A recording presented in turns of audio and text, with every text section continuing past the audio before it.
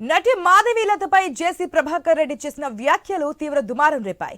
దీనిపై ఇంతకు ముందే మా అసోసియేషన్ లో ఫిర్యాదు చేసిన మాధవీలత తాజాగా సైబరాబాద్ కమిషనర్ కు కూడా ఫిర్యాదు చేశారు. నూతన సంవత్సరాన్ని పురస్కరించుకుని తాడిపత్రిలో మహిళల కోసం జేసీ ప్రభాకర్ రెడ్డి సెలబ్రేషన్స్ నిర్వహించారు. అయితే మహిళల కోసమే కొత్త సంవత్సర వేడుకల నిర్వహణ ఏంటని మాధవీలత మండిపడ్డారు. ఈవెంట్ కు వెళ్లే మహిళలు జాగ్రత్తగా ఉండాలని కోరారు. ఈ వ్యాఖ్యలపై తీవ్ర స్థాయిలో మండిపడ్డారు జేసీ ప్రభాకర్ రెడ్డి.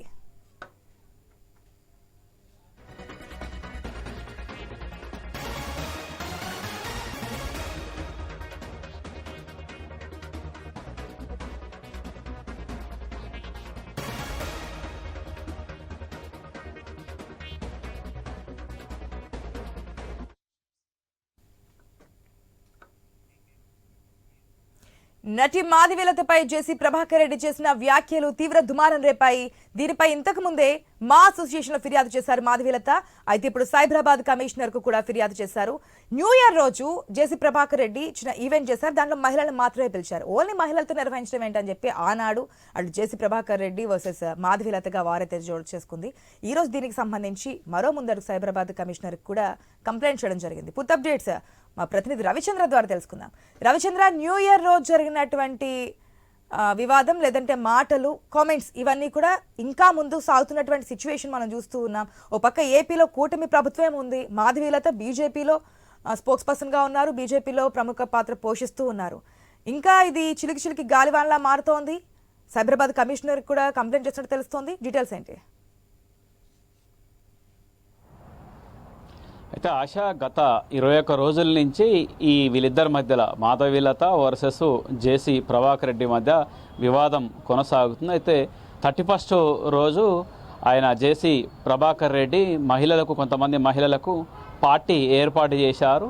దాంతో ఆ పార్టీలో ఏర్పాటు చేసినట్టు వీడియోలు కావచ్చు, ఫోటోలు కావచ్చు, కొంతమంది అందులో కావలసుకొని మాకు మాధవీలతకు ఈ విధంగా పెట్టేసి, అక్క మీరు దీని మీద రెస్పాండ్ కాండి, ఈ విధంగా సెక్యూరిటీ లేదనిపించింది నాకు, దీని మీద స్పందించాలంటూ కొంతమంది కార్యకర్తలు కావచ్చు, కొంతమంది మహిళలు ఈమెకు ఫిర్యాదు చేశారు. అంటే ఈమెకు వీడియోలు పంపించేసి దాని మీద కామెంట్ చేయండి, దాని మీద రెస్పాండ్ కాండి అని చెప్పారంటూ ఈమె మాధవీలత చెప్తుంది. ఎందుకు రెస్పాండ్ అయ్యారు అసలు ఇలాంటి? ఎందుకంటే 31st నైట్ కావచ్చు, 31st కావచ్చు, చాలామందికి పార్టీలు ఇస్తుంటారు, ఎంతోమందికి పార్టీలు ఇస్తుంటారు. మీరెందుకు రెస్పాండ్ కావాల్సి వచ్చిందంటే, నేను స్వతహాగా రెస్పాండ్ కాలేదు. రాష్ట్రంలో రెండు రాష్ట్రాల్లో ఆ మాటకు వస్తే దేశంలో ప్రపంచంలో చాలా పార్టీలు జరుగుతుంటాయి. మహిళలకు ఒక అక్కడ జరిగిన అంటే పెన్నా నది పక్కన ఉన్నటువంటి ఒక తాడిపత్రిలో జరిగినటువంటి ఒక మహిళలకు మాత్రమే రక్షణ కొరవైందా, దేశవ్యాప్తంగా రాష్ట్ర వ్యాప్తంగా ఉన్నటువంటి పరిస్థితి ఏంటని కొద్దిసేపు క్రితం ఆమెతోటి ఇదే అంశాన్ని మాట్లాడాం. బయటకు వచ్చిన తర్వాత కూడా మనతో ఇంటర్వ్యూ ఇస్తుంది, మనకు మాట్లాడటానికి అవకాశాలు ఉంటాయి.